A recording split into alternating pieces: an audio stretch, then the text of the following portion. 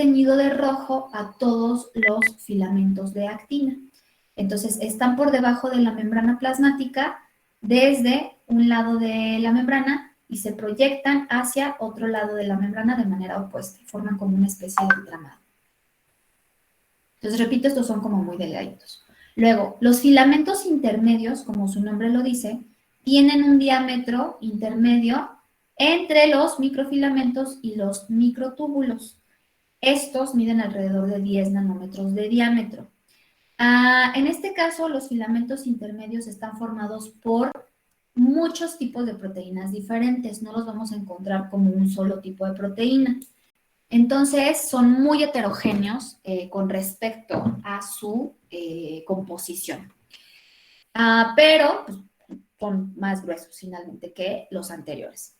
Y aquí, en esta fotografía, que también es una microscopía de fluorescencia, pues tienen una célula muy bonita y está teñida en dos formas. Está teñida de rojo en el núcleo, en el caso del núcleo, y de verde tendríamos otros elementos del citoesqueleto, que bueno, en este caso son los filamentos intermedios. Su forma es como un poco más desorganizada con respecto a los microfilamentos, pero importantemente, si ustedes se fijan aquí en la fotografía de esta célula, en el núcleo se observa una parte amarilla y otra parte anaranjada. Esto es porque por la fusión o por la unión de dos colores al mismo tiempo. O sea, cuando ustedes pintan y ponen en una hoja ahí con colorcito, el verde, y le ponen, a ver, déjenme acuerdo, amarillo, entonces se forma el color anaranjado, ¿cierto? Sí estoy en lo correcto, ¿verdad?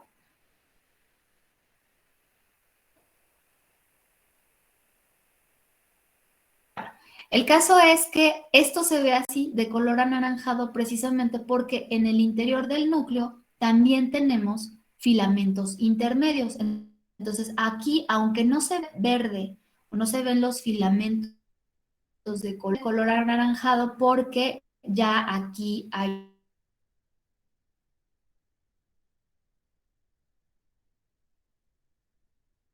como para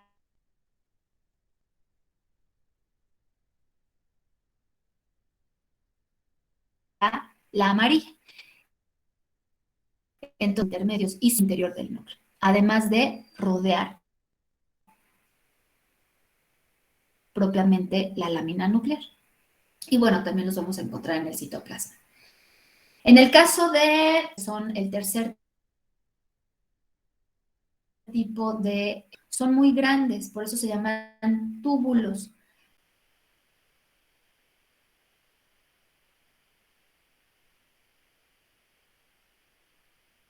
Por un lado, alfa y beta tubulina, y microtubulina es de hasta 25 nanómetros.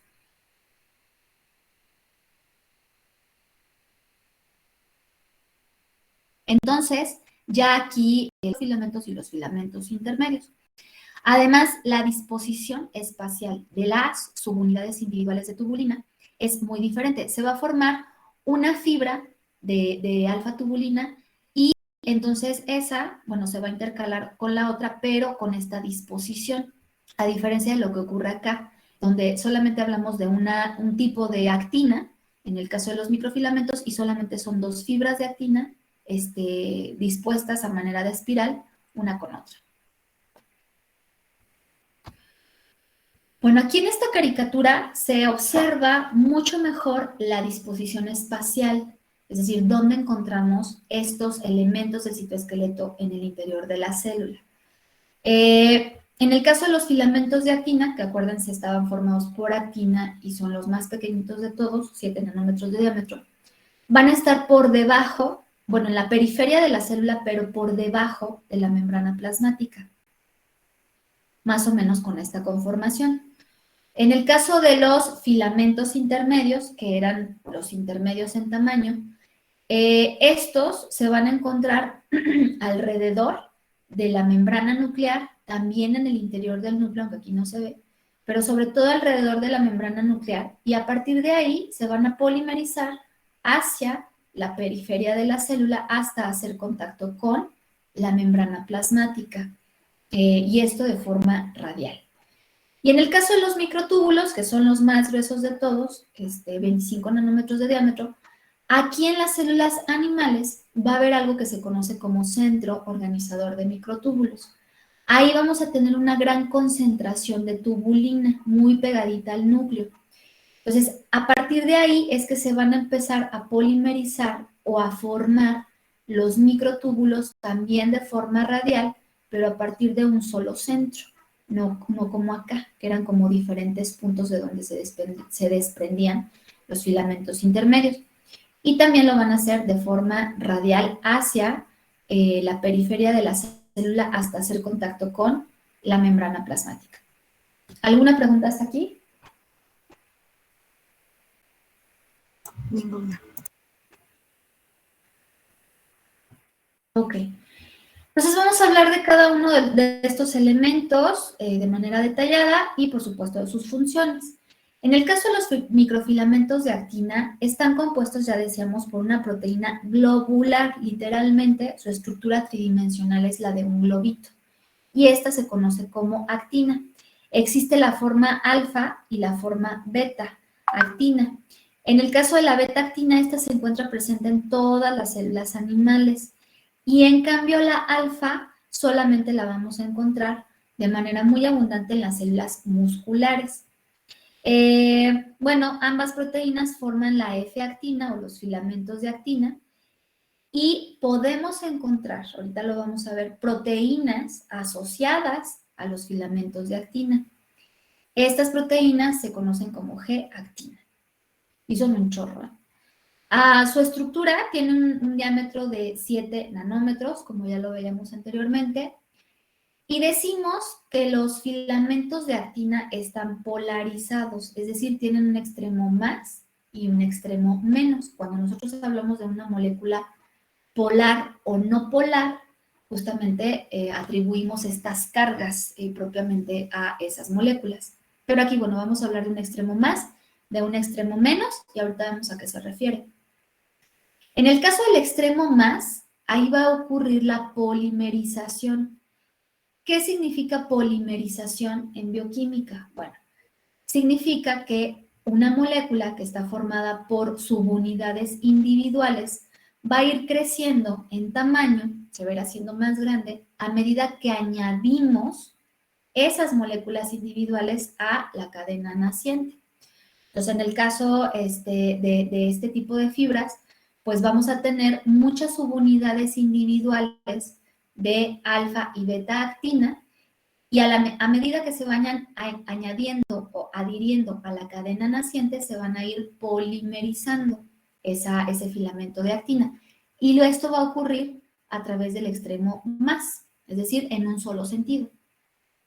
Mientras que el extremo menos, ahí en ese extremo ocurre la despolimerización, es decir, en el extremo, en esa parte del filamento, se van a ir soltando, se van a ir disociando las subunidades individuales de actina.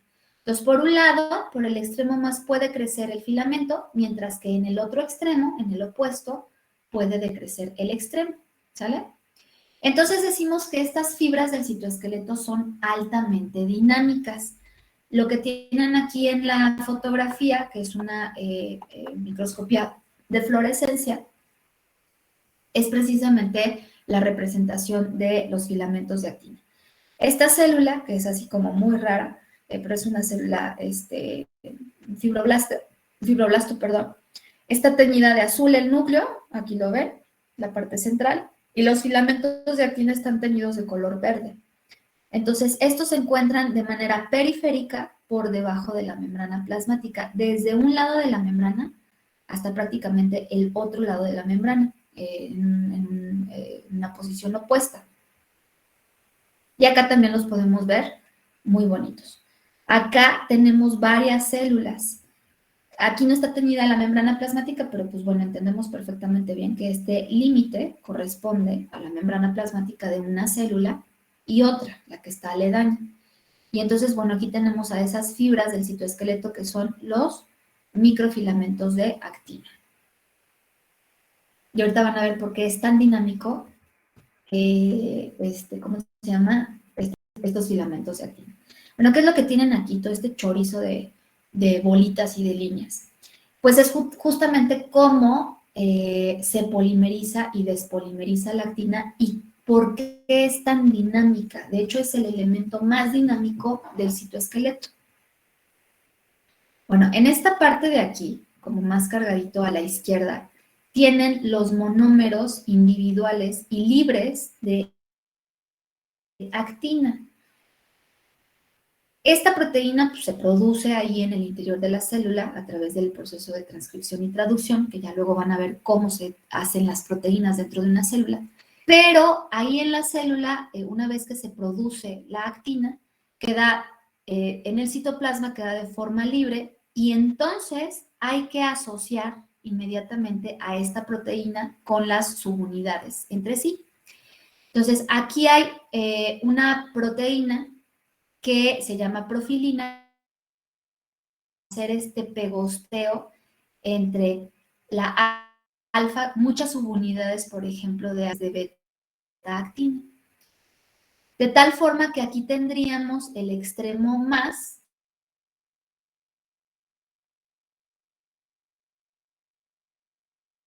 el extremo une a esta cadena a través del extremo más, entonces hablamos de una polimerización porque está creciendo la cadena. Pero también esta misma profilina va a hacer en determinado momento que desde el extremo menos se suelten las subunidades individuales, se disocien esas unidades individuales de actina y por lo tanto decrezca la cadena en este extremo más. Entonces, por un lado está creciendo, pero por otro lado está decreciendo. Hay otra proteína que se llama cofilina, que se asocia también a los filamentos de actina y que los citos, como los que tenemos aquí. Hay otra proteína que se llama timosina. Cuando estos monómeros libres o estas unidades de actina individuales no están siendo utilizadas y se encuentran ahí en el citoplasma, se les pega la timosina, que es otra proteína, y las proto, pues también es importante. Luego, hay otra proteína que se llama cofilina y que cuando, bueno, pues aquí la habíamos visto. Cuando estos extremos o estos pedacitos o fragmentos quedan libres ahí en el citoplasma, va a haber otra proteína que se llama gesolina. Y esa gesolina es como un casquito que se pega en el extremo menos de estos fragmentos pequeñitos para evitar que se sigan desensamblando las subunidades individuales de los filamentos de actina. En algún otro momento, cuando se requiere, cuando así lo requiere la célula, se forman los haces de actina o de filamentos de actina. Estos haces en realidad son microfilamentos que se disponen de forma paralela entre sí, pero que están unidos o anclados mediante una proteína que se llama fimbrina. Y esa fimbrina, perdón, es como una especie de chicle que, repito, pues va a permitir la unión entre varios filamentos para formar haces. Ahora, existe otra proteína que se llama filamina. Y la filamina lo que hace es permitir que se formen estas estructuras que se conocen como entramados, como si fueran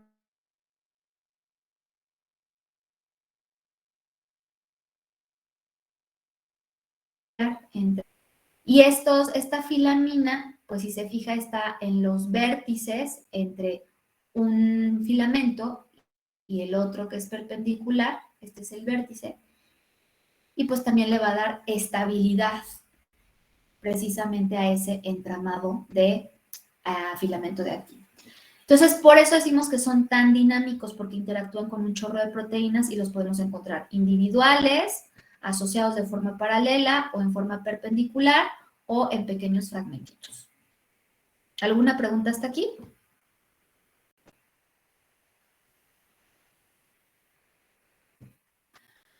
de manera natural, es decir, en la naturaleza, existen, pues no muchas cosas, pero sí algunas cosas que pueden afectar a estos filamentos de actina.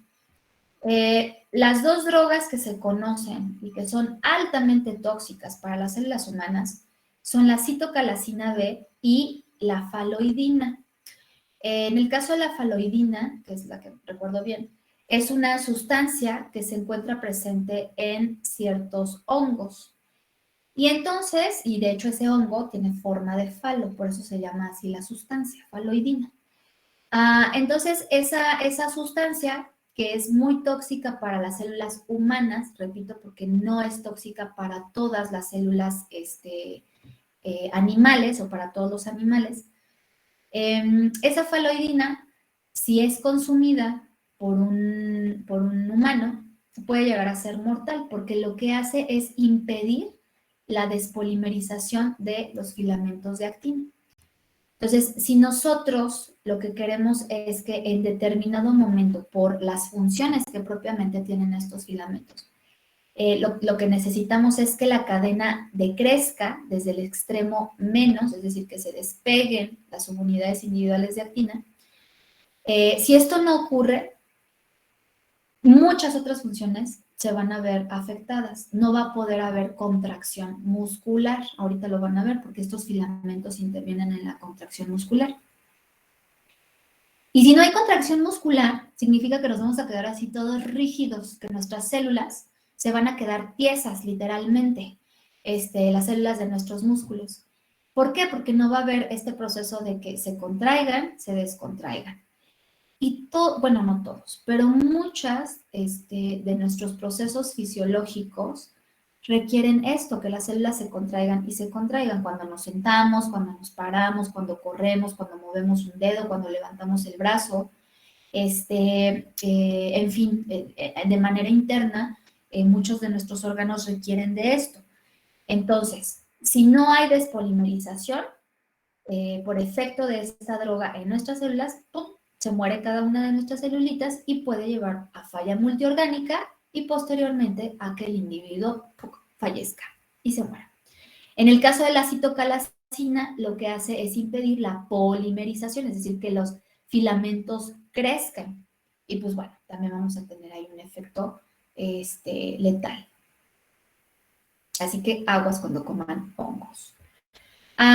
Bueno, aparte de estas proteínas que veíamos aquí, la timosina, cofilina, profilina, etcétera, existen otras proteínas que también se asocian a los microfilamentos de actina. Exclusivamente, o bueno, particularmente esas proteínas son las miosinas. Y las miosinas son proteínas motoras, es decir, tienen que ver con el movimiento. Entonces piensen en una célula, imagínense una célula donde está precisamente el microfilamento de actina y esta proteína motora asociada. Ahorita vamos a ver cómo funciona. Estas miosinas requieren el ATP necesariamente. Sin la presencia de ATP, o sea, nada puede funcionar en la célula. Y entonces estas requieren ATP para poder mover a la célula como tal. Entonces generan fuerza de tracción. Ahorita vamos a ver cómo. Y bueno, estas proteínas lo que hacen es anclarse al filamento de actina, y se mueven literalmente como si el filamento de actina fuera el riel de una estación de tren. Ese es el filamento de actina y el vagón es propiamente la miosina. Bueno, ¿qué es lo que tienen aquí en esta otra diapositiva?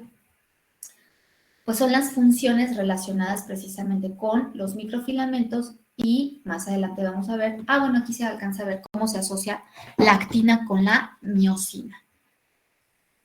¿Cuáles son estas funciones que cumplen los microfilamentos de actina? Bueno, por un lado, le dan forma a las células. Si una célula es así como estas que acabamos de ver, pues precisamente tiene que ver con la disposición espacial de los filamentos de actina.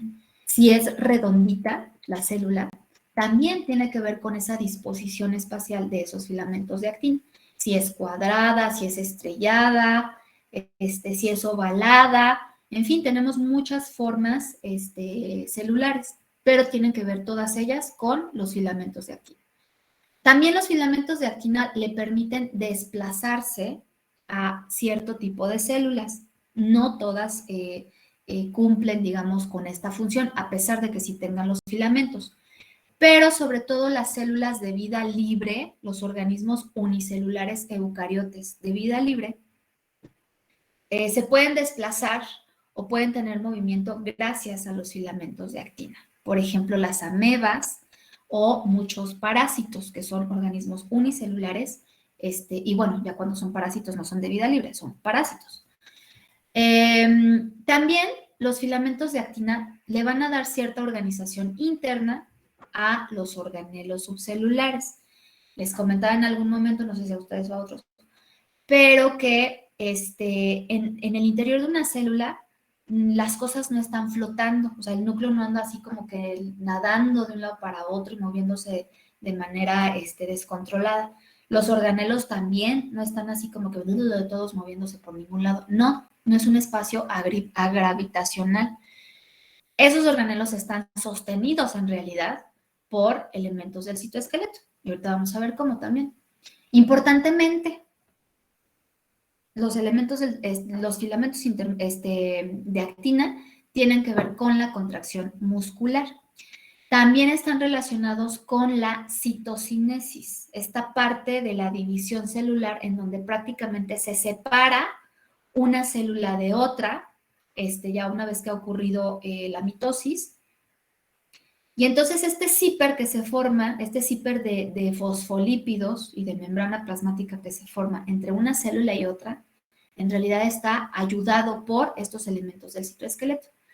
Y bueno, también, muy importantemente, así como los microfilamentos le dan la forma a las células, también tienen estas deformaciones en ciertos tipos de células y esas deformaciones de la membrana plasmática en realidad están dadas por los elementos del citoesqueleto para formar microvellosidades. Bueno, ¿qué es lo que tienen aquí en la caricatura? Pues ejemplifican algunas de esas funciones. En este caso, lo que tienen aquí en la parte de arriba es una célula muscular, una célula del músculo esquelético. Y si se fijan, esa célula muscular es muy larga. ¿Por qué? Eso es como muy característico de este tipo de tejidos, de los músculos, porque las células son muy largas. Es por el hecho de que en su interior tienen mucha cantidad o mucha concentración de microfilamentos de actina dispuestos de forma paralela. Y esos microfilamentos de actina, así como se ven aquí en color anaranjado, a su vez están asociados con la miosina. ¿Se acuerdan? Esta proteína motora muy característica de las células musculares. Bueno, cuando existe contracción, estas células, que son así de largas, en realidad se van a hacer como más pequeñitas. ¿Por qué? Porque estos filamentos de actina se van a despolimerizar desde el extremo menos, tanto de esta parte como de esta otra parte. Entonces, al despolarizarse, se vuelven más pequeñitos y la célula se va a contraer. Sin embargo, si ese filamento de actina se vuelve a polimerizar hacia el extremo más, pues entonces va a crecer el filamento de actina y la célula muscular nuevamente se va a estirar, se va a hacer más larga. Por eso nos podemos sentar, por eso nos podemos correr, en fin, porque nuestras células musculares se están contrayendo y descontrayendo todo el tiempo. Y esto va a requerir gasto energético. Pero, ¿quiénes intervienen importantemente en esta contracción y decontracción? Los filamentos de actina, la miosina, que es esa proteína motora que también funciona como liga, que va a permitir y va a facilitar esa contracción de contracción. Y obviamente el ATP. Esto requiere enormes cantidades de energía. Entonces, imagínense millones de células dispuestas en estratos, una sobre de otra, que forman el tejido muscular. que se están contrayendo y descontrayendo simultáneamente, porque además esto tiene que ser muy sincronizado. Entonces, la cantidad bestial de energía y de moléculas de ATP que está produciendo esta célula, pues multiplíquesla por los millones de células que están ahí formando el tejido, y obviamente los millones y millones de moléculas de actina individuales que también se tienen que estar interviniendo para la polimerización. Entonces, son procesos muy complejos, jóvenes, molecularmente muy ambiciosos, pero que solamente las células pueden llevar a cabo, porque realmente son maquinarias extraordinarias, nuestras células. Bueno, aquí lo que tienen es otra función que tiene que ver con el movimiento, que era la que veíamos acá, o el desplazamiento. Esto que ven aquí en la caricatura, ahorita lo vamos a ver en una fotografía real, pero es una ameba. Es un organismo unicelular eucariota de vida libre, es un protozoario específicamente. Estas amebas les encanta vivir en el agua puerca. ¿Por qué? Porque les encanta tragar bacterias. Entonces, es de lo que normalmente se alimentan. Bueno, pues para poder tragar bacterias, aparte de que lo hacen a través del transporte activo, endocitosis, o fagocitosis, también se tienen que desplazar hasta donde se encuentran las bacterias, porque las bacterias también se mueven, o sea, no van a estar ahí esperando a que se las trague alguien, sino que pues están en constante actividad, ¿no? Tanto unos como otros organismos. Imagínense, hay un consorcio de muchas cosas, de muchos microorganismos.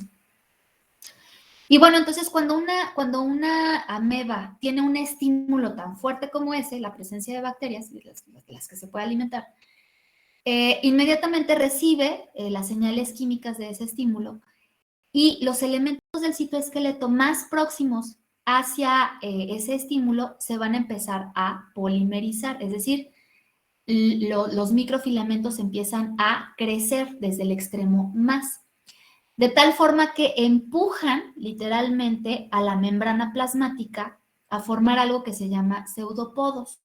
No pseudópodos, pseudópodos. Entonces, esos pseudópodos en realidad son proyecciones de la membrana plasmática, pero empujada esa membrana desde la parte citosólica por los filamentos de actina.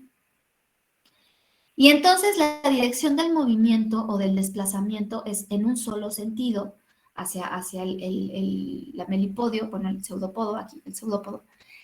Pero esto va a ser en la parte apical de la célula. En la parte basal de la célula, es decir, en la parte más posterior de esa ameba, ocurre lo contrario. Aquí los filamentos de actina se están despolimerizando, es decir, se están eliminando subunidades individuales desde el extremo menos. Esto hace que la membrana plasmática se retraiga y entonces vamos a tener aquí una fuerza de tracción. Estamos empujando a través de esta polimerización, despolimerización, a la membrana plasmática a que siga este movimiento en esta dirección. Entonces, esa es la forma en cómo las amebas pueden desplazarse y pues deformar su membrana plasmática para poder atrapar cosas o para poder huir, por ejemplo, de otros organismos que se encuentren ahí mismo también en el agua y que se la quieran comer a ella, ¿no? U otros estímulos, exceso de luz, contaminantes, etcétera. Cualquier cosa que obligue a la ameba a desplazarse.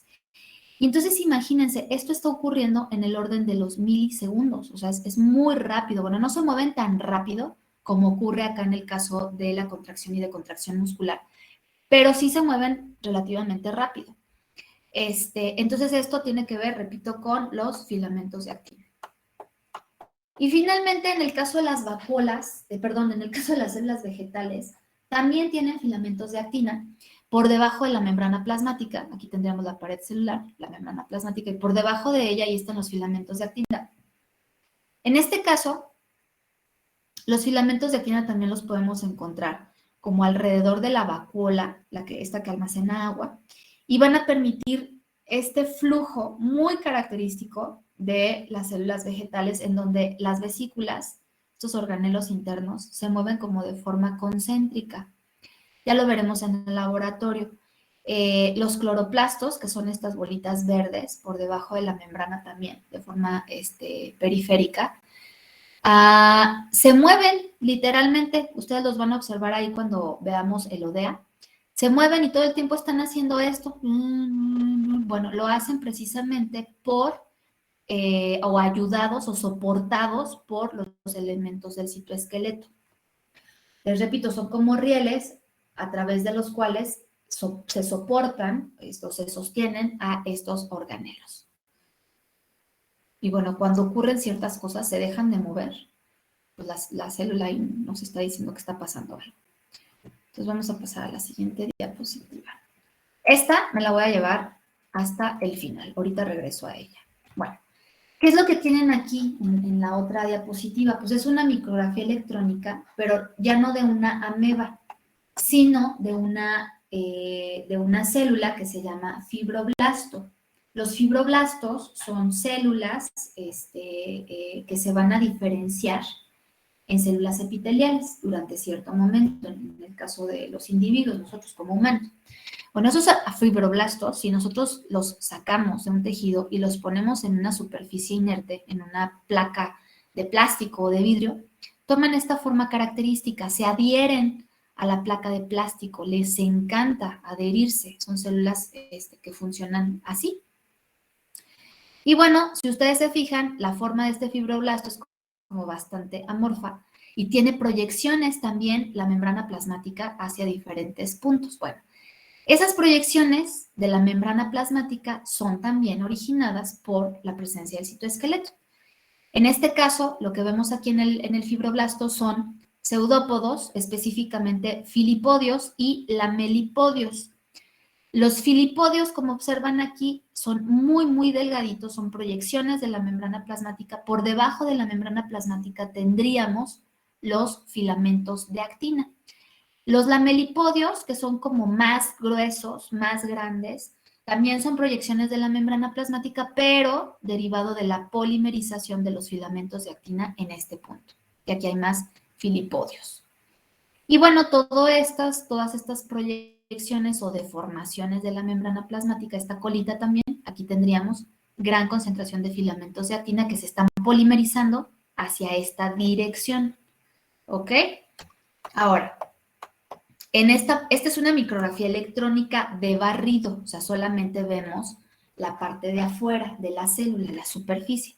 Esta es una micrografía electrónica de transferencia. Es que luego se me olvidan los nombres. Es una micrografía electrónica de transferencia y lo que hacemos es observar la parte interna de la célula. Ahí sí podemos observar cosas de adentro. Entonces, todo lo que ven aquí, todas estas fibras son fibras de estrés, pero son fibras precisamente del citoesqueleto. Y aquí, en estos puntos, justamente tenemos grandes concentraciones de actina porque se está formando un lamelipodio, es decir, una proyección de la membrana plasmática y pues justamente ahí va a ocurrir la polimerización de la actina hacia el extremo más. Y bueno, aquí estaría la colita de este bonito fibroblasto. Ahora, recuerden que estos microfilamentos están compuestos por actina y la actina es una proteína sumamente conservada entre todos los eucariotas, lo que significa que la vamos a encontrar o vamos a encontrar estos microfilamentos prácticamente en todas las células eucariotas, hongos, protozoarios, plantas y animales. ¿Alguna pregunta hasta aquí?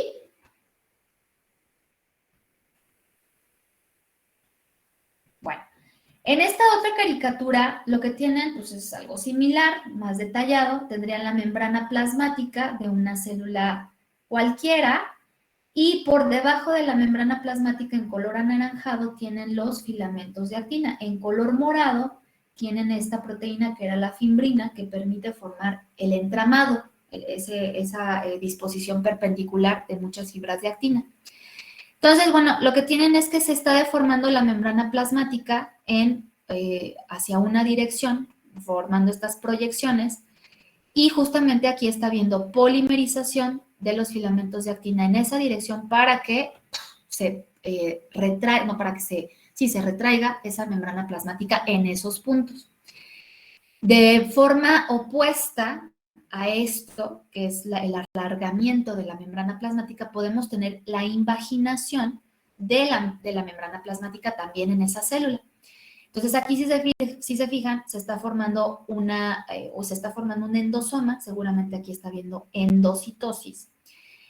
Y los filamentos de actina, que también están por debajo de la membrana plasmática, se están polimerizando, pero hacia el citoplasma, no hacia el espacio extracelular. Esto permite que los fosfolípidos se invaginen y, bueno, finalmente vamos a tener luego acá un endosoma completamente formado y la membrana plasmática también se va a sellar. Y en todo esto interviene el citoesqueleto, en este caso particular, los microfilamentos de actina. Acá lo que tienen en esta fotografía tomada con un microscopio de fluorescencia es la célula teñida de color azul el núcleo, en verde vamos a tener las fibras de estrés, que básicamente son los filamentos de actina, y como dice aquí, hay un entramado, una red de microfilamentos de actina. Aquí, si se fijan, está formándose un filipodio, que es como esta proyección muy, muy delgadita de la membrana plasmática, y bueno, acá tendrían otros elementos del citoesqueleto, que son los microfilamentos. Aquí es exactamente lo mismo que el anterior, se forman estas proyecciones de la membrana plasmática, por aquí estaría el citoesqueleto que nos ejemplifica aquí, nos observa, y bueno, también la invaginación, la endocitosis como tal, ya sea pinocitosis o fagocitosis, pues está relacionada con el citoesqueleto. Ahora, lo que tienen aquí es un experimento de cómo comprobamos la función precisamente de estos filamentos de actina. En esta parte de aquí lo que tienen es la fotografía tomada al microscopio también de una ameba. Esta sí es una ameba. Y entonces vean que su forma es como muy irregular a lo largo de la membrana plasmática. En la parte interna, pues vemos varios organelos, cualesquiera que ellos sean, muchas vesiculitas, puntitos que estarían ahí las mitocondrias, etcétera. Esto es el núcleo, que no es como tan grande, pero bueno, esto es una ameba. Ahora, las amebas se mueven, como ya les decía, extendiendo su membrana plasmática a manera de lamelipodios o bien filipodios. ¿Qué es lo que hacemos a nivel de laboratorio para comprobar que efectivamente el citoesqueleto está relacionado con el movimiento? Bueno, se utiliza esta droga que es la citocalcina B, que les decía que es un compuesto natural, y esta se agrega en una placa de cultivo donde tenemos ahí a muchas amebas. Entonces, al momento de agregarse, pues obviamente a través de la membrana va a atravesar esa sustancia o esa droga, la membrana, ya sea por transporte activo o pasivo, y entonces, ay Diosito, se me va. Entonces, ¿qué le va a pasar a la pobre ameba? Bueno, aquí importantemente vamos a tener dos condiciones independientes en el experimento. Vamos a tener una plaquita con amebas más citocalcina B y vamos a tener otra placa, otro tubito de ensayo u otra cajita Petri con amebas, pero sin la droga. Los vamos a inyectar ahí con agüita o con alguna otra cosa control. Dejamos pasar un tiempo y entonces observamos que en la placa donde estaban las amebas con la droga, prácticamente la forma que toman esas amebas es completamente circular, ya no la característica forma que tienen ellas, y que se dejan de mover, se les ponen estímulos como radiación ultravioleta o alimento, bacterias, para que se muevan y pues resulta que no se pueden mover. ¿Por qué? Porque la citocalcina, decíamos que evita la polimerización. Y si no hay polimerización, pues no hay alargamiento de la membrana plasmática, no hay fuerza de tracción y la célula pues se queda así, toda redonda y se muere. Porque, pues pobrecita célula se va a morir de inanición y tampoco se van a poder llevar a cabo muchos procesos celulares que están acá dentro o que se tienen que llevar acá en el citoplasma. En cambio, la célula control, la que no tenía droga, pues sigue como si nada. ¿Alguna pregunta hasta aquí?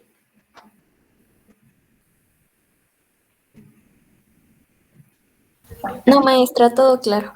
Okay. Aquí tienen otra caricatura de esto que ocurre a nivel de laboratorio. Si nosotros colocamos a esas amebas en slides o en, ¿cómo se llama esto? Portaobjetos de vidrio, y le aplicamos un estímulo ahí a la célula, pues entonces los filamentos de actina se van a polimerizar en un sentido, se van a formar estos lamelipodios y, déjenme ver qué, bueno, en este sentido, mientras que en la parte basal de la célula va a ocurrir la despolimerización. Entonces, esto es lo que permite la fuerza de tracción para que la ameba se mueva y se desplace sobre esa superficie. Bueno, decíamos que los filamentos de actina, recordando acá esto que poníamos en la caricatura, ya vimos este ejemplo, ¿no? Ahora vamos a ver un poquito más detallado este. Decíamos que los filamentos de actina se asocian con miosina, con una proteína motora, sobre todo en las células musculares. Entonces, lo que tienen aquí es una caricatura representando al filamento de actina, a la proteína motora, que en este caso es la miosina 11, porque además hay muchas isoformas, y también esa miosina en este extremo tiene asociado o está tocando un organelo. Pues resulta ser que en la célula, en el interior, sobre todo las vesículas, que son como las más dinámicas dentro de las células, se están moviendo todo el tiempo de un lado a otro. Van desde el aparato de Golgi a la membrana, luego de la membrana se regresan al núcleo, etcétera. Esas vesículas, el nombre que reciban, ya sea endosomas, ya sea lisosomas, fagosomas, todas esas vesículas se están moviendo. Y lo hacen a través precisamente de los filamentos de actina. Entonces, el filamento de actina es el riel, el vagón es la miosina 11, y encima del vagón estaría el organelo que hay que desplazar. Entonces, lo que hace la miosina es caminar, literalmente, porque es además una proteína así como si fuera de dos patitas, caminar sobre el filamento de actina utilizando la energía del ATP. De esta manera va a ir acarreando, así sobre sus hombros, esa miosina, el organelo, desde un punto de la célula hacia otro, hasta donde tenga que llegar este organelo. Repito, sea un endosoma, un lisosoma, una vesícula, la que sea, ¿va? Bueno, en este caso lo que tienen aquí representado es una micrografía electrónica de una célula del epitelio intestinal. Ya las hemos visto, ya hemos platicado de ellas, son estas células que tienen proyecciones de la membrana plasmática conocidas como microvellosidades.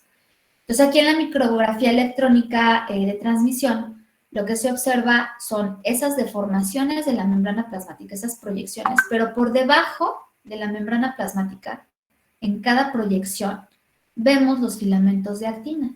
Entonces, justamente estos, al polimerizarse, empujan la membrana plasmática y permiten que se formen estas estructuras bien características.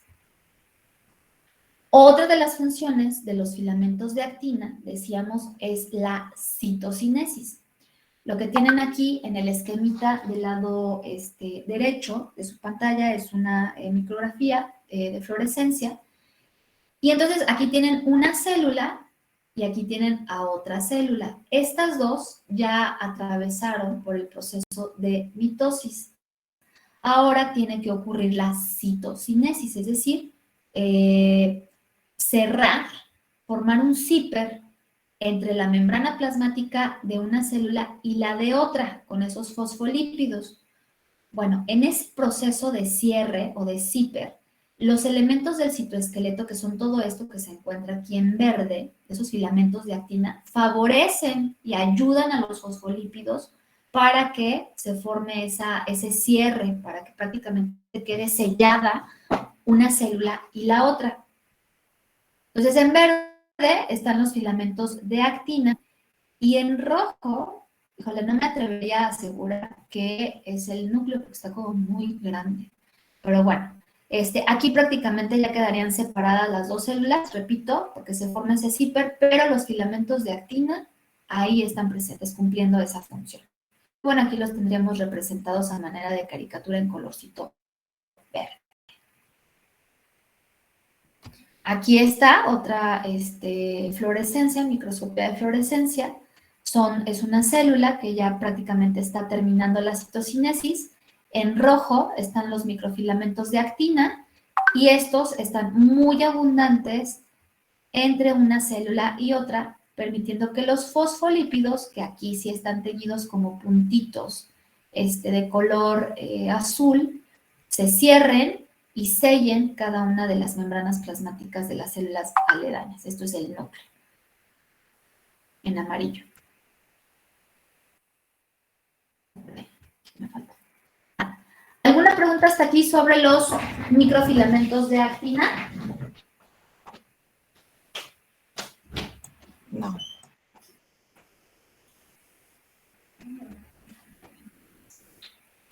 Ok, entonces vamos a hablar de otros elementos del citoesqueleto, que son los microtúbulos. Vamos a dejar los filamentos intermedios hasta el final.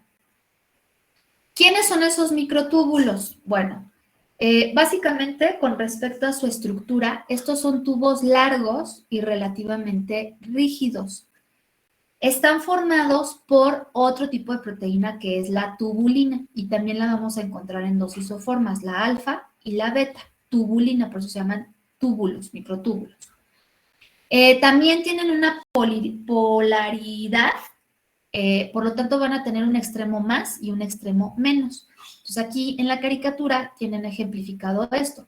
El extremo más es por donde crece la cadena o el microtúbulo, el extremo menos es donde se disocian las unidades individuales.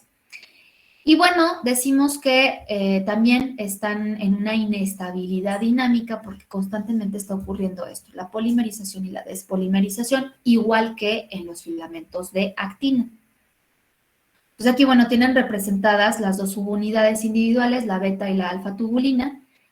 Ambas forman un dímero y esos dímeros se disponen de forma, así como escalerita, hacia el extremo más se estarían agregando esos dímeros de tubulina y bueno, varios protofilamentos unidos de manera paralela formando esto ya conformarían propiamente el microtúbulo.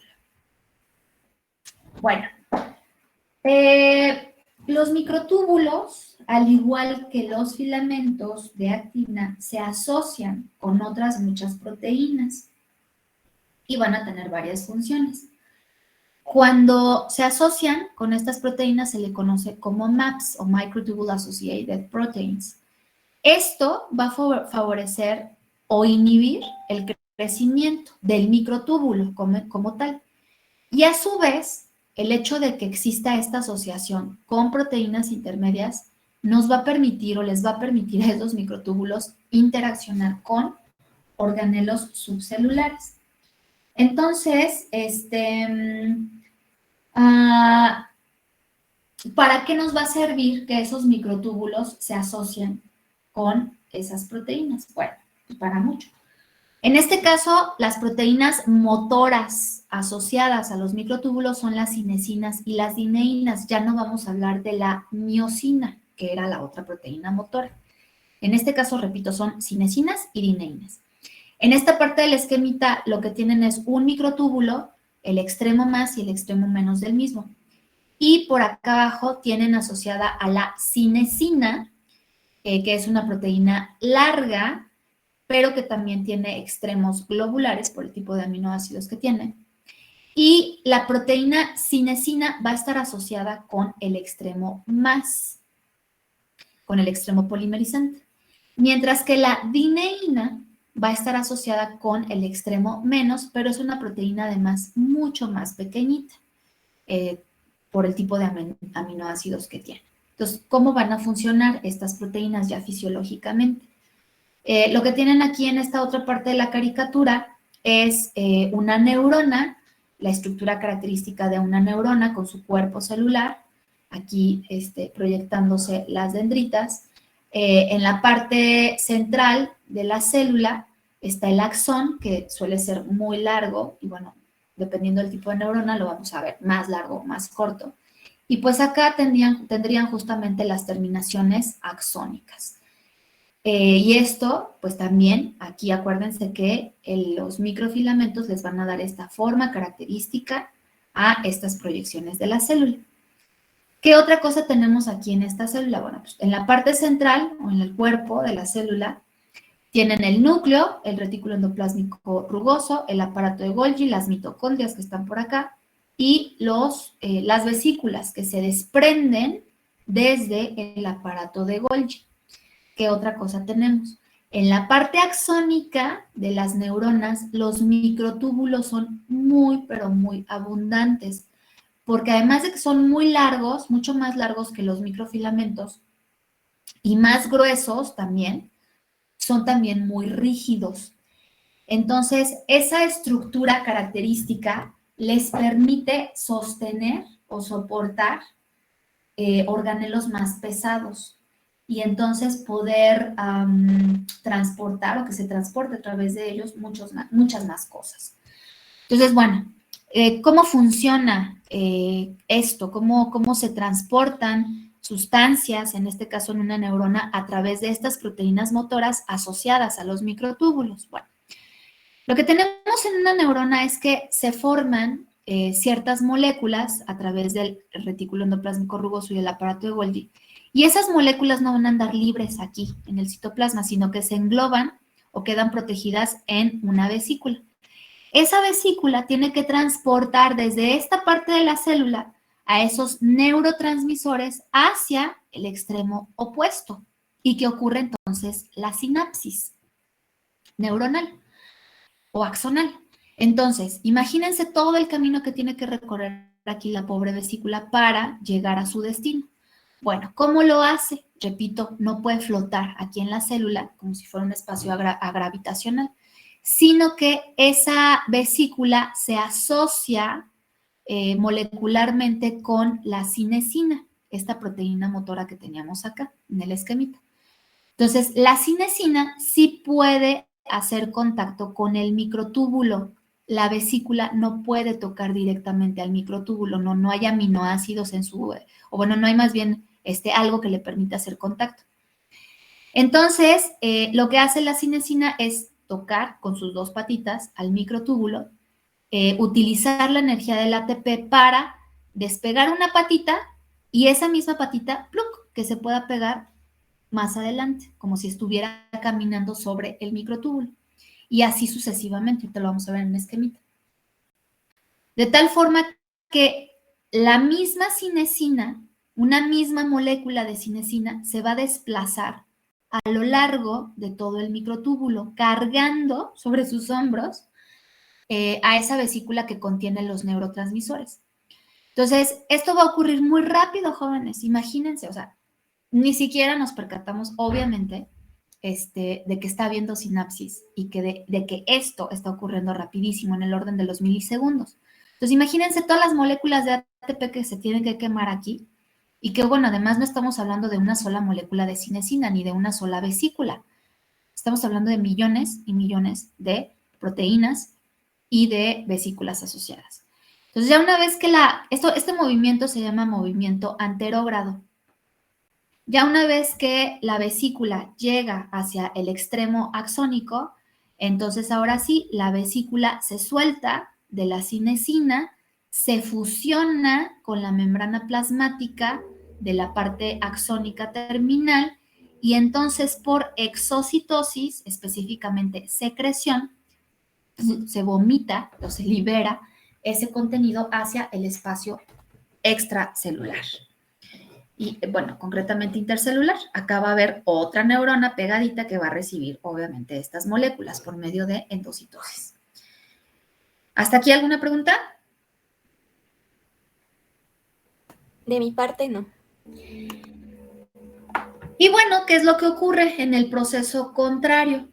Pues resulta ser que esta vesiculita tiene que ser reciclada, porque la célula pues está gastando un chorro de energía y obviamente tiene que encontrar todos aquellos mecanismos que le permitan reciclar moléculas y reciclar organelos para que, pues obviamente, no esté gastando energía de más. Entonces, esta vesícula tiene que ser reciclada, es decir, tiene que regresar al lugar,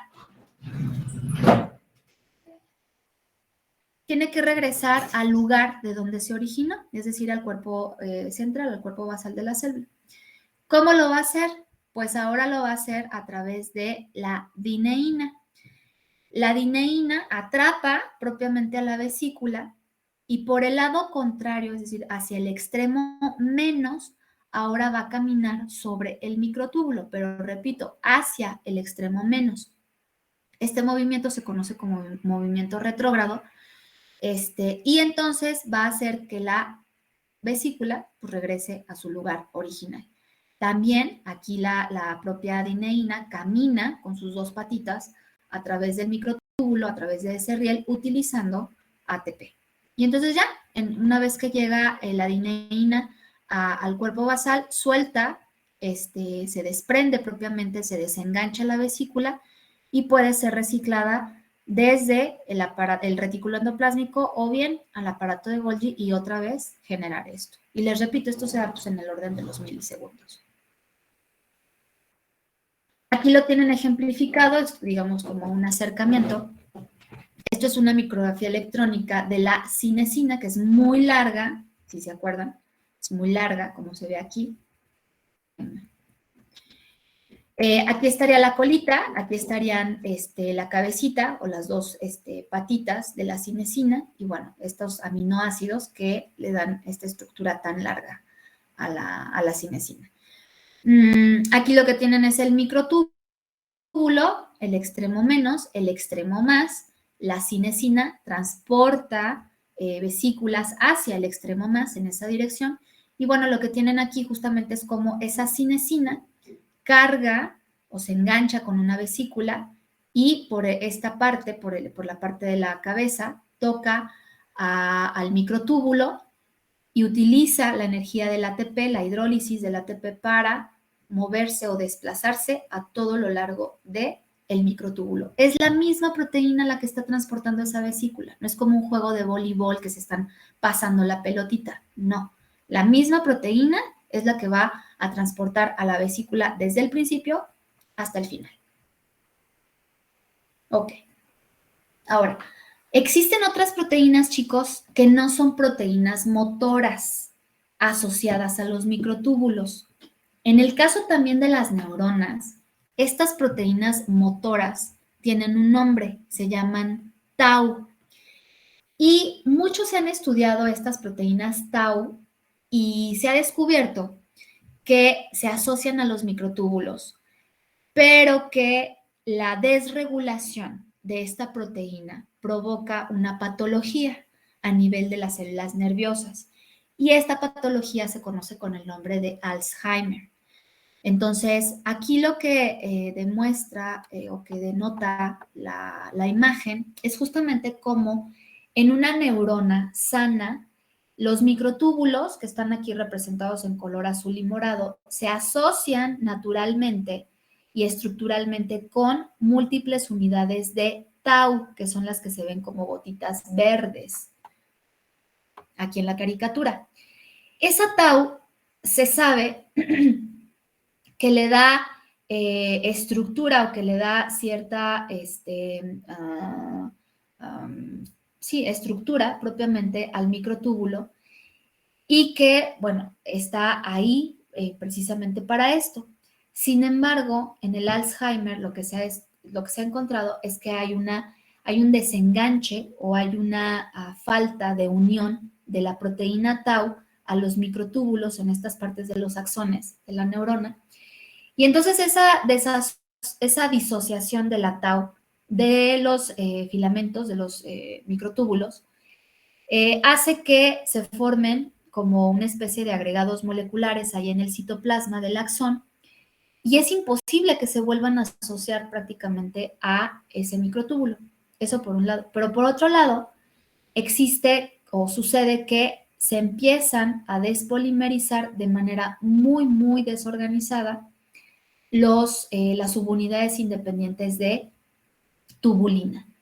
Entonces, esta desorganización estructural hace que el microtúbulo prácticamente pierda su rigidez, que sea imposible que nuevamente se vuelva a reorganizar y entonces la neurona pues viene en un proceso de decaimiento, tanto morfológico, porque aquí pues ya no va a tener este axón característico larguito, y también va a haber un decaimiento fisiológico. ¿Por qué? Porque ya no van a poder ser transportadas las vesículas y los neurotransmisores porque el microtúbulo prácticamente está deshecho. El puente o el riel prácticamente ya no tiene continuidad. Aquí en esta otra caricatura pues, se observa exactamente lo mismo, se forman estos ovillos o agregados macromoleculares de tau, de proteína tau, se disocian las unidades individuales de tubulina y entonces hay una desintegración propiamente del microtúbulo y la neurona pues empieza a enfermar. Fisiológicamente ya no se lleva la sinapsis como naturalmente o normalmente se llevaba a cabo y bueno, otras muchas cosas más. Y repito, esto está asociado con esta patología que se conoce como Alzheimer, que es una enfermedad neurodegenerativa, es decir, que poco a poco va llevando al organismo a la degeneración o desregulación de sus funciones y de las formas de estas células.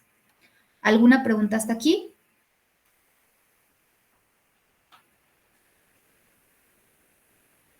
No. Entonces, bueno, este es un muy buen ejemplo de cómo fisiológicamente los microtúbulos pueden estar asociados a una patología. ¿Qué otras funciones tienen los microtúbulos en otras células? Bueno, los microtúbulos van a organizarse en algo que se conoce como mTOC o centrosoma. Ese mTOC es un centro organizador de microtúbulos. En el caso de las células animales, es bien común, lo vamos a encontrar pues obviamente en todas las células animales, aunque no en las células vegetales, pero sí tienen microtúbulos, las células vegetales, solamente que no tienen este centrosoma. Bueno, ¿qué es lo que tienen aquí en la caricatura del lado derecho? Por un lado, tienen al microtúbulo con su extremo más y su extremo menos. Estos microtúbulos se asocian de manera paralela, muchos microtúbulos, formando esto que conocemos como centriolo. Y si se fijan, son muchas subunidades de microtúbulos dispuestos en forma paralélica y concéntrica. Bueno, esta es la vista longitudinal, o como si lo vieran así de lado. Y esto es la vista longitudinal, como si estuvieran parados en una escalera de caracol y miraran desde arriba hacia abajo. Esto es una vista transversal. Bueno, este centriolo, en realidad en la célula animal lo vamos a encontrar por duplicado. Entonces vamos a tener dos centriolos. Y estos dos centriolos a su vez forman el centrosoma, que es esto, el centro organizador de entonces aquí vamos a tener millones y millones y millones de unidades individuales de tubulina que se están polimerizando para formar el microtúbulo. Pero además, aquí en este centrosoma y en estos centriolos, vamos a encontrar otra isoforma de la tubulina que es la gamma tubulina, que forma un anillo. Entonces, esta gamma tubulina que está aquí de color rojito y morado está por debajo o en el extremo menos de este microtúbulo y aquí también lo tendríamos obviamente en cada uno de los centriolos. Es como el sostén o el soporte, como un platito en el que está parado una velita, por ejemplo. Entonces, estos centriolos además están dispuestos de forma perpendicular entre sí. Bueno, a partir de ese mTOC o centriosoma va a ocurrir la polimerización y por lo tanto se van a disponer en forma radial los microtúbulos hacia la periferia de la célula, como lo veíamos en la caricatura original. Aquí estaría el centro de las proyecciones de microtúbulos de la célula en forma radial. Bueno, ¿para qué nos sirven este centrosoma y esos centriolos? ¿En dónde los vamos a ver como muy característicamente? Lo que tienen aquí en la fotografía, que también es una microscopía de fluorescencia, es una célula teñida con DAPI, que es lo que nos está aquí representando el núcleo. El DAPI tiene una afinidad particular por el núcleo y se ve de color azul. Y en verde vamos a tener teñida la alfa-tubulina.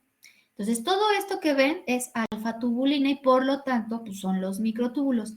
Y si se fijan, aquí de manera central, muy pegadito al núcleo, hay una enorme concentración de alfa-tubulina y esto es justamente el mTOC o el centrosoma.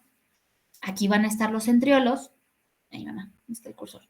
Aquí van a estar los centriolos y entonces a partir de aquí, de este centro organizador de microtúbulos, se van a extender o se van a proyectar hacia la membrana plasmática estas estructuras. La gamma tubulina aquí no se ve tanto, aunque como que está de forma dispersa esa gamma tubulina entre los microtúbulos, entre la alfa tubulina. Ahora, esta célula que ustedes ven aquí está en interfase, es decir, está en un momento del ciclo celular en donde todavía no se empieza a multiplicar el material genético. Pero esta misma célula la vamos a tener ahora acá, en esta otra fotografía. Cuando las células entran en división, es decir, pasan por mitosis y luego pues, obviamente se separan en dos células hijas nuevas, ocurre que este centro organizador de microtúbulos se duplica también, y entonces vamos a tener un centriolo, perdón, un par de centriolos en un polo de la célula y el otro par de centriolos en el otro polo de la célula. Pero acuérdense, ahí está son microtúbulos, o sea, son millones de unidades ahí de tubulina. Y justamente lo vemos como esto. Aquí vamos a ver a un par de centriolos en uno de los polos y del otro lado, en el polo opuesto, vamos a ver el otro par de centriolos. A partir de esos centriolos se van a polimerizar los microtúbulos y entonces se van a extender formando el uso mitótico. El uso mitótico son las fibras de los microtúbulos, es esa parte del citoesqueleto que va a sostener propiamente a los cromosomas. Entonces, aquí en azul tendremos representado el material genético duplicado y todo el uso mitótico, repito, son las fibras de los microtúbulos que se extienden desde un polo hacia otro, como si fuera un tendedero. Entonces, bueno, aquí los cromosomas van a estar pegados o van a estar sostenidos propiamente de los microtúbulos. Y si se fijan, aquí ya hay puntitos rojos como muy bien localizados en esta parte de los microtúbulos y esta parte también de los microtúbulos. Entonces, si nos regresamos a la diapo anterior, ay, mamá, espérenme. Es esto precisamente. Acuérdense que decíamos que estos centriolos tienen por debajo en el extremo menos gran cantidad, perdón, de gamma tubulina, como si fuera una protección, como si fuera un taponcito. Pues aquí se observa claramente. Entonces, aquí lo que vamos a tener es que en el extremo menos del microtúbulo se forma ese tapón de gamma tubulina. Ahora, ¿qué ocurre? ¿Para qué nos va a servir el uso mitótico? Pues para desplazar precisamente a los cromosomas desde esta parte, que es la mitad de la célula, en este plano ecuatorial, y entonces va a ir decreciendo el microtúbulo hasta llegar a este polo. En ese proceso, en donde está decreciendo o donde se está despolimerizando el microtúbulo, pues justamente va a ser arrastrado el cromosoma que haya quedado anclado aquí a esta parte del microtúbulo. De esa manera es que los cromosomas pueden alcanzar los polos opuestos de una y otra célula, o lo que se va a convertir en una y otra célula. Entonces, ahí propiamente el cromosoma no camina sobre el riel o no camina sobre el microtúbulo, sino que más bien es jalado por una fuerza de tracción, porque está ocurriendo despolimerización, hacia este extremo de la célula. Y en este caso también, entonces los cromosomas homólogos se desplazan hacia uno y el otro lado de la célula por medio del uso mitótico. ¿Alguna pregunta hasta aquí?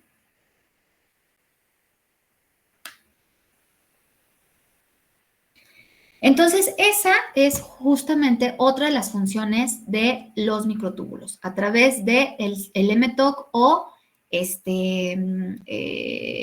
centrosoma, se forma el uso mitótico durante la división celular.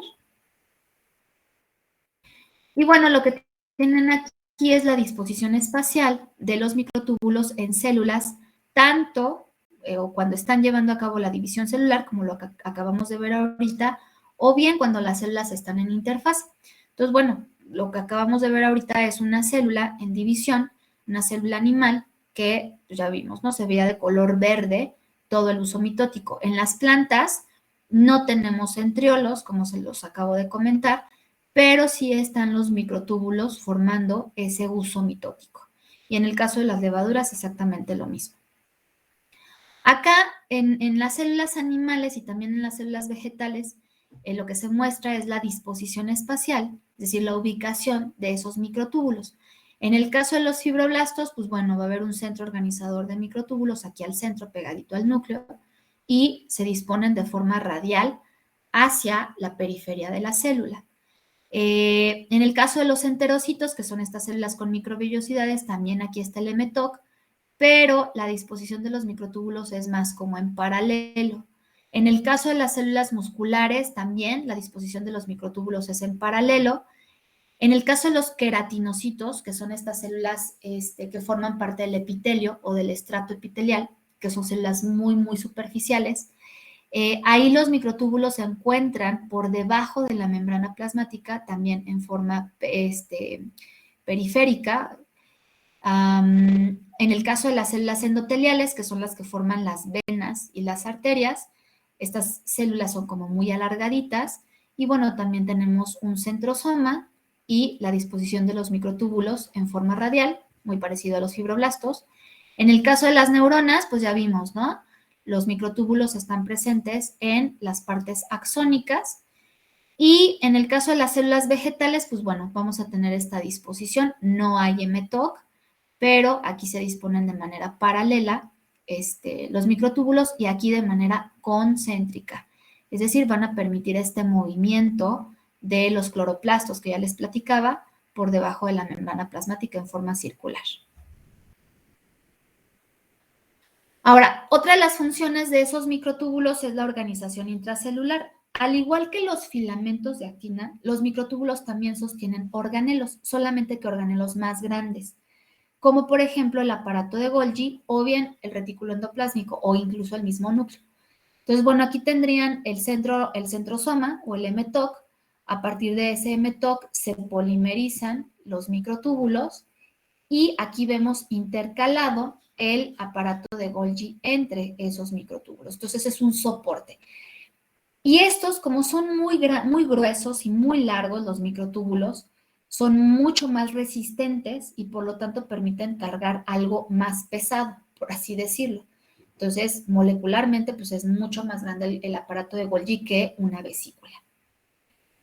Entonces, bueno, aquí en esta otra caricatura se resumen las funciones que tienen tanto los microtúbulos como los filamentos de actina.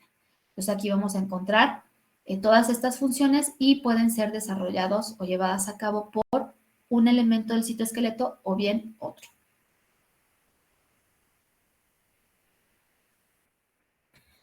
Y bueno, finalmente otra función de los microtúbulos es la de la formación de cilios y flagelos. Los cilios y los flagelos son proyecciones de la membrana plasmática y están presentes en organismos unicelulares, tanto en bacterias como en células eucariotes, pero pues aquí nos interesan las células eucariotes porque son en donde están representados los elementos del citoesqueleto. Entonces, estas colitas o estos látigos que forman parte de esas células o de esos organismos unicelulares, justamente están soportados por estos elementos del citoesqueleto que son los microtúbulos. Pues bueno, lo que tienen aquí en la caricatura es una célula, la membrana plasmática de una célula, y la proyección de esa membrana plasmática hacia la parte extracelular, formando cilios. Normalmente los cilios se presentan en grandes cantidades, o son muchos, pues son más de uno en una misma célula. Entonces, aquí no se ve bien en la caricatura, la verdad es que no puse una imagen como muy adecuada, pero en el interior de cada célula, de cada cilio, perdón, si nosotros cortáramos, hiciéramos un corte transversal de este cilio y lo viéramos desde arriba, lo que veríamos son muchos microtúbulos dispuestos en forma concéntrica por debajo de la membrana plasmática de este cilio y como se despolimerizan y se polimerizan, pues justamente le pueden dar a los cilios este movimiento característico que es como muy desordenado, por así decirlo. Entonces, la dirección del movimiento del flujo es esta, como si estuvieran moviendo ahí de manera simultánea a todos los cilios. Y la célula entonces se puede desplazar. Por ejemplo, el paramecio, que es un organismo de vida libre, es un organismo unicelular y es eucariota. Ese paramecio, que lo vamos a ver también en el laboratorio, se mueve a través de cilios. En toda su membrana plasmática, a todo lo largo y ancho de la membrana plasmática, tiene cilios. Entonces, es lo que le permite desplazarse. Ya lo veremos también ahí en el laboratorio. En el caso de los flagelos, pues estos también son proyecciones de la membrana plasmática. Si pudiéramos hacer, y que sí se hace, un corte transversal de este flagelo y lo viéramos desde arriba, también veríamos de manera interna, en la parte citosólica de ese flagelo, muchos microtúbulos de tubulina.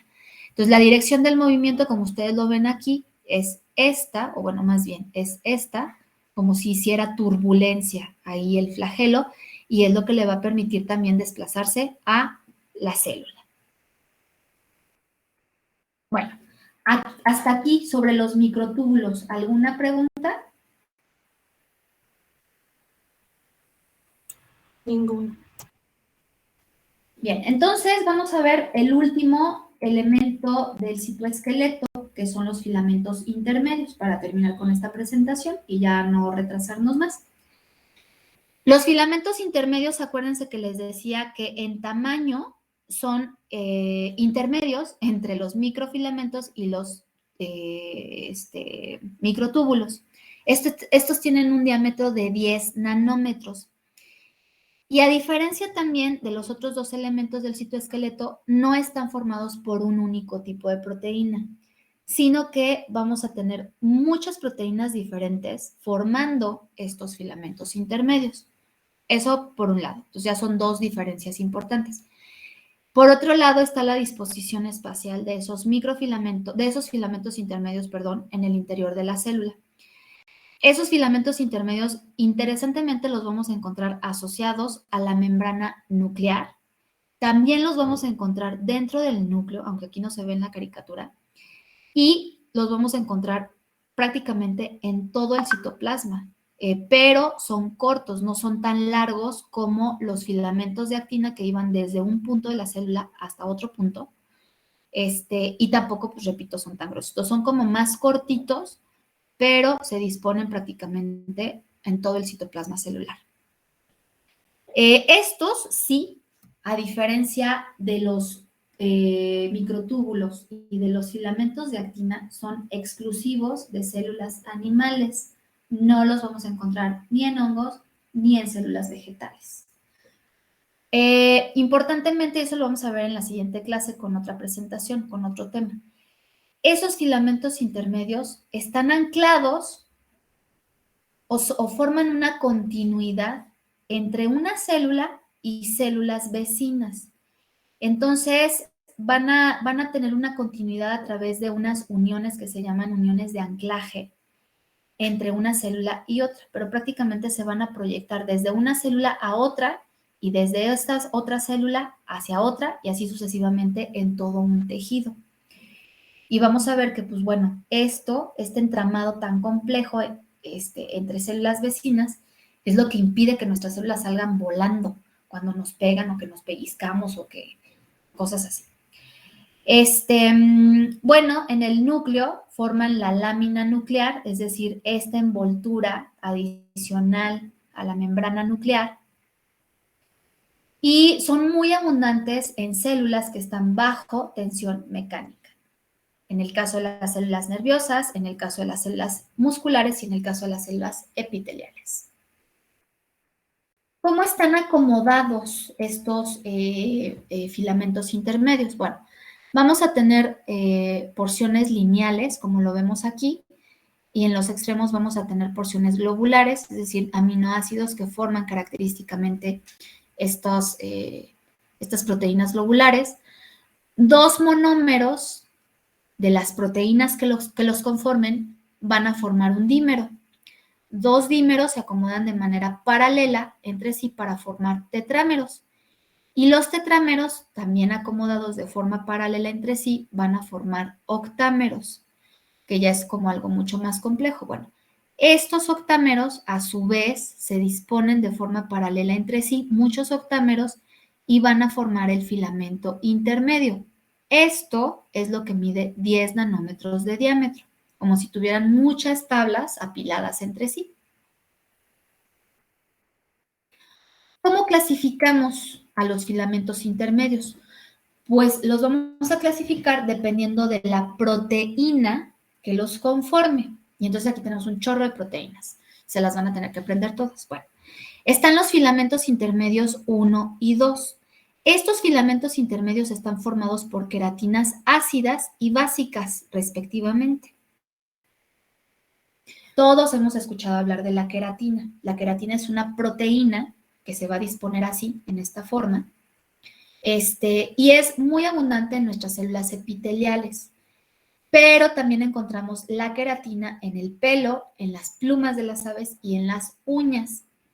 Entonces, cuando les sale mucha orzuela, cuando nos sale mucha orzuela ahí en la punta del cabello, es porque en realidad la queratina no hay buena concentración de queratina y entonces el pelo se desquebraja. Igual las uñas, cuando se les rompen las uñas es porque nos falta queratina y que obviamente esté asociada ahí en una forma macromolecular. También la vamos a encontrar ya, digamos, como parte del citoesqueleto o de los filamentos intermedios, en los hepatocitos, que son las células del hígado, en los acinos pancreáticos, es decir, en el páncreas, y también en las células mioepiteliales, es decir, en células musculares asociadas ahí al epitelio. Otro tipo de proteína son las bimentinas, las desminas, las proteínas fibrilares ácidas y la periferina. Estas proteínas forman el grupo 3 de filamentos intermedios. Bueno, ¿dónde encontramos cada una de estas proteínas y dónde vamos a encontrar el respectivo filamento intermedio? En el caso de la bimentina, lo encontramos en casi todos los tipos celulares, como son las células mesenquimales. Estas células dan origen a otras células o se diferencian en otros tipos celulares. También las encontramos en los leucocitos, que son estas células del sistema inmunológico, los linfocitos B, los linfocitos T, los macrófagos, todos ellos son leucocitos. También encontramos la bimentina en el endotelio vascular, es decir, en las células que forman las venas y las arterias. Ahí encontramos filamentos intermedios de bimentina y en algunas células epiteliales.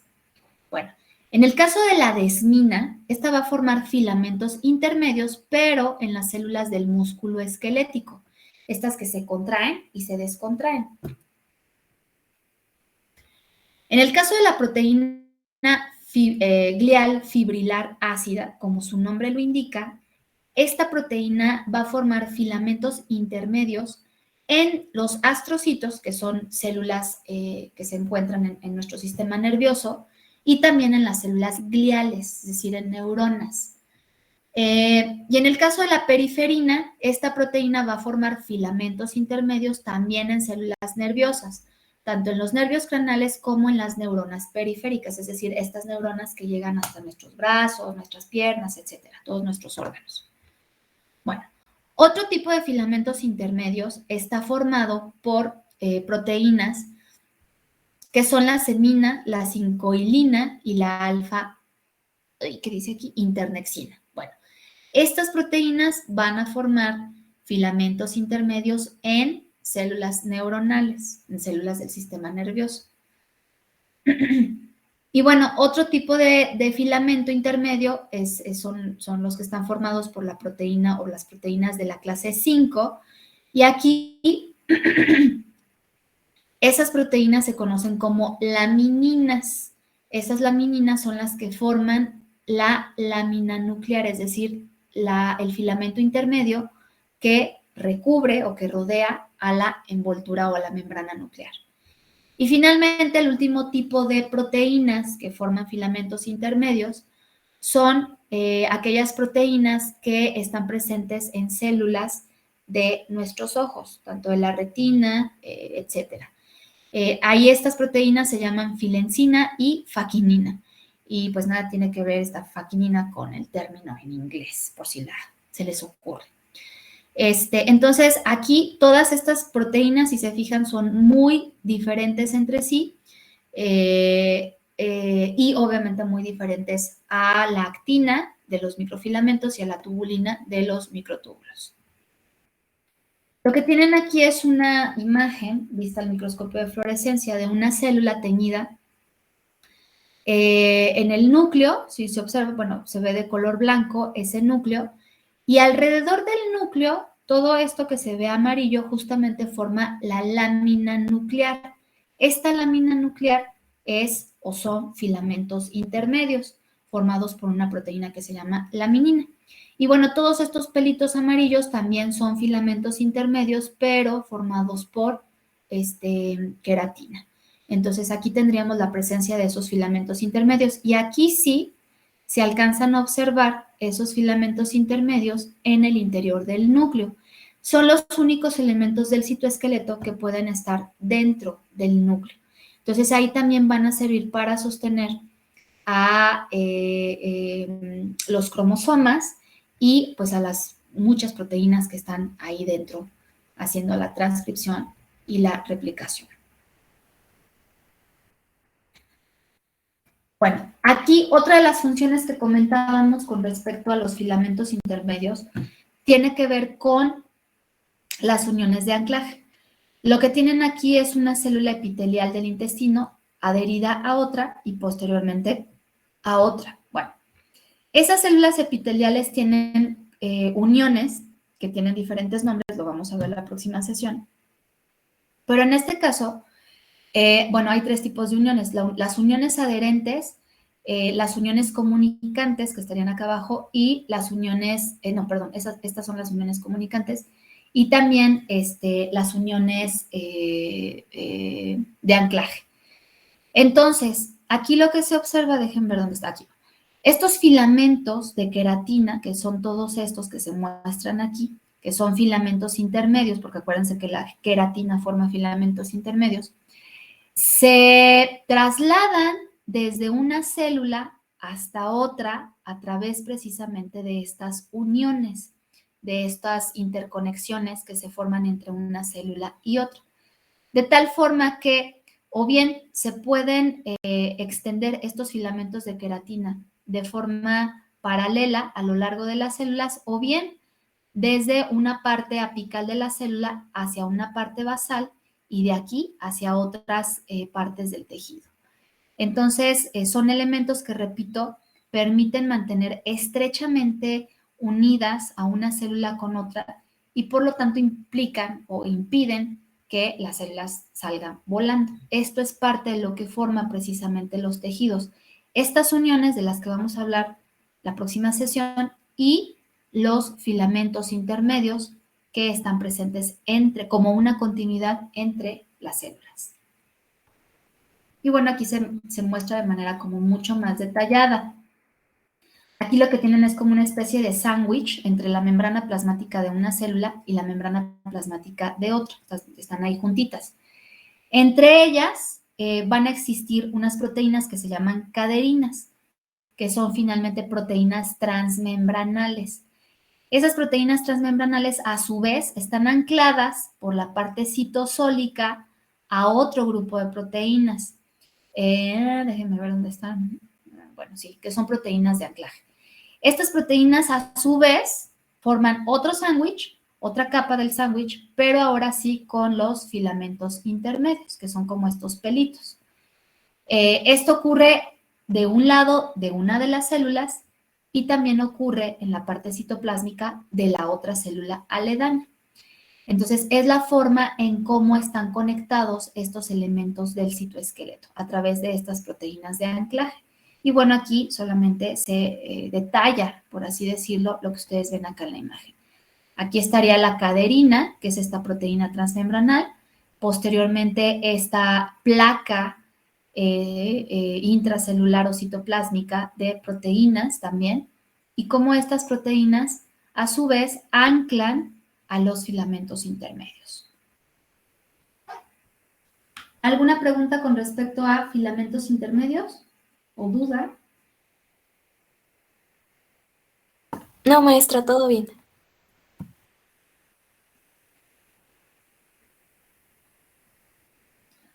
Ok, entonces, hasta aquí terminaríamos con este tema. Ay, mamá. Del citoesqueleto, prácticamente ya lo vimos todo. Y la próxima clase vamos a empezar a hablar de... ¿de qué vamos a hablar? Ah, sí, de uniones intercelulares. Entonces ya empezaríamos con un nuevo tema, que es lo que también nos va a permitir entender cómo se forman los tejidos y por lo tanto ya podemos entrar a desarrollo embrionario.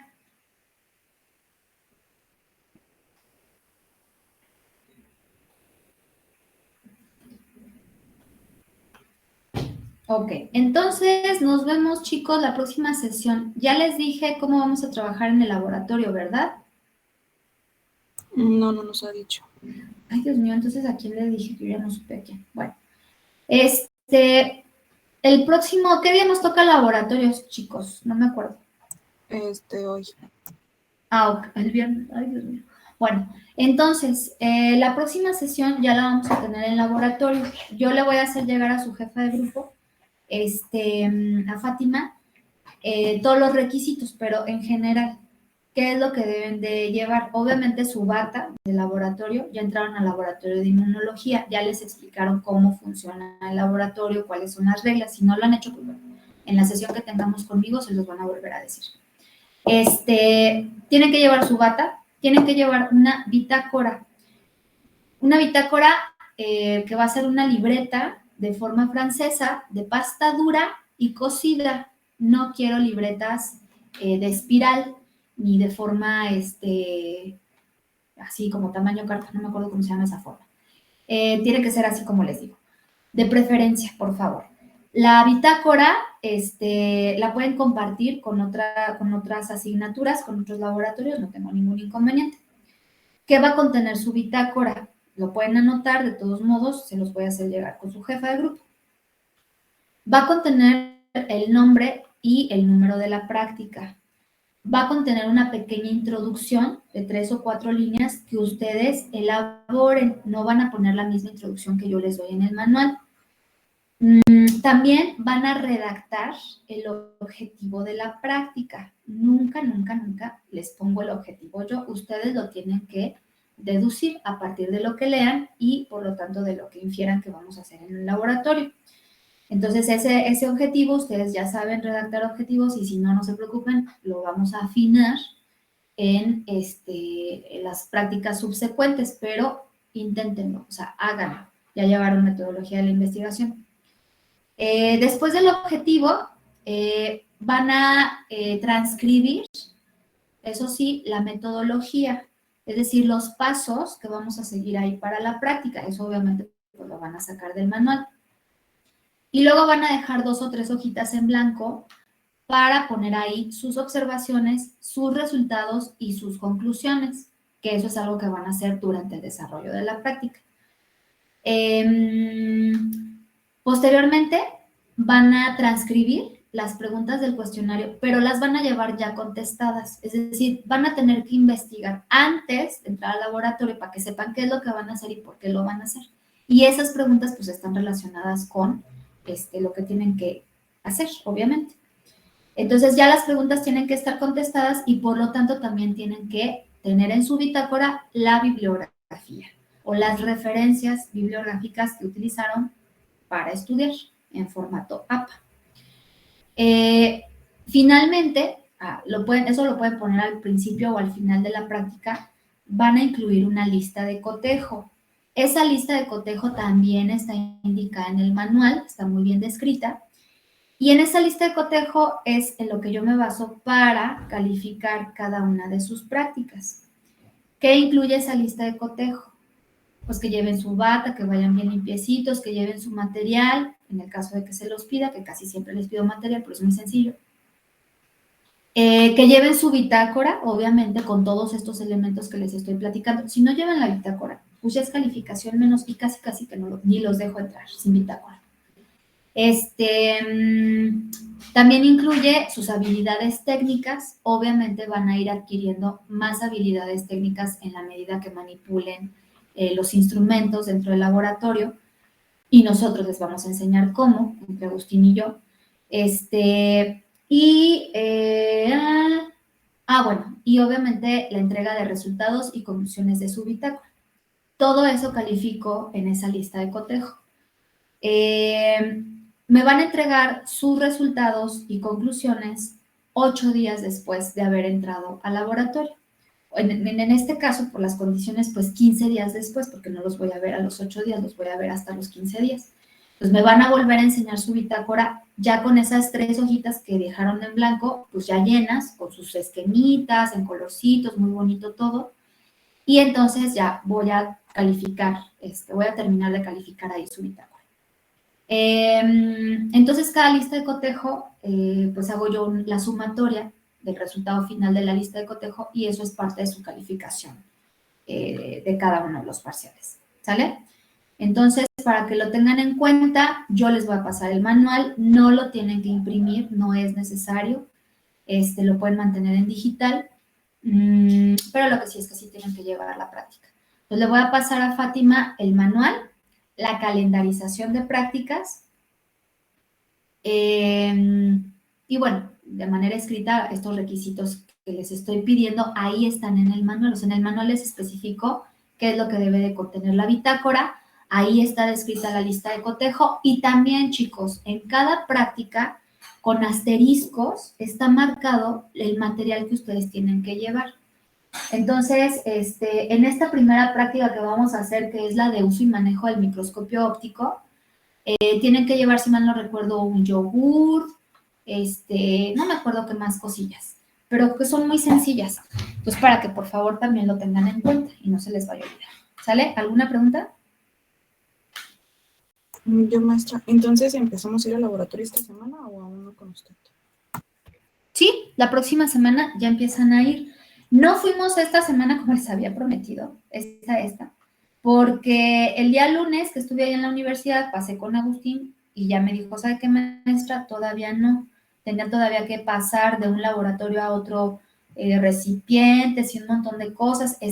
Todavía tenía que probar algunos equipos, limpiar otros, etc.